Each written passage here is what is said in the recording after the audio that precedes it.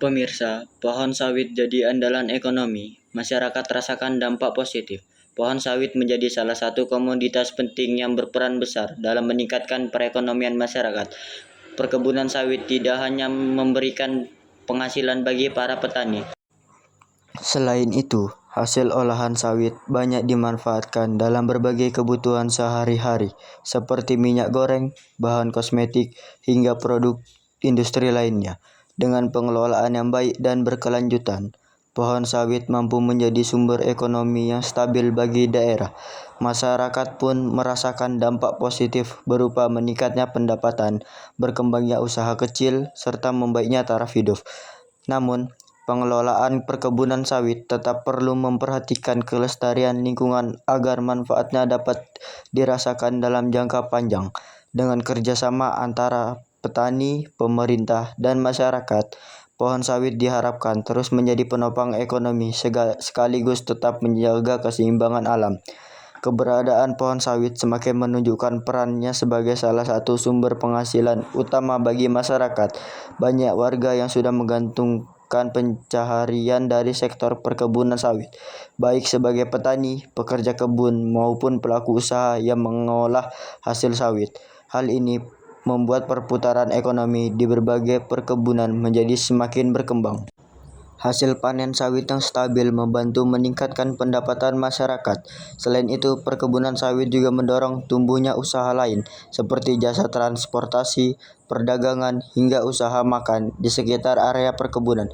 Kehadiran sektor ini turut membantu menciptakan lapangan kerja baru, sehingga mengurangi angka pengangguran. Meski memberikan banyak manfaat ekonomi, pengelolaan perkebunan sawit tetap dilakukan secara bijak. Upaya menjaga lingkungan, seperti mengurangi kerusakan lahan dan mempertahankan kelestarian alam, menjadi hal penting agar keberadaan sawit tetap membawa manfaat jangka panjang. Dengan pengelolaan yang baik, pohon sawit diharapkan terus menjadi sumber kesejahteraan bagi seluruh masyarakat. Berikut adalah contoh buah sawit sebelum dilakukan proses pembuatan minyak goreng. Berikut ini adalah proses pembuatan minyak sawit. Pembuatan minyak sawit dimulai dari pemanenan buah sawit yang udah matang.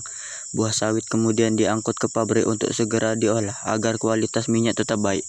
Di pabrik, buah sawit direbus menggunakan uap panas untuk mematikan enzim dan memudahkan pemisahan buah dari tandannya. Setelah itu, buah sawit dipisahkan dari tandan, lalu dihancurkan dan diperas menggunakan mesin untuk mengeluarkan minyak mentah yang disebut CPO.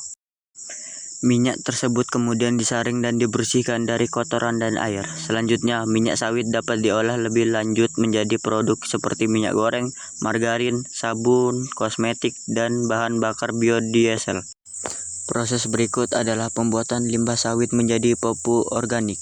Sisa limbah sawit industri kelapa sawit menghasilkan berbagai jenis limbah dalam jumlah besar, baik limbah padat maupun limbah cair.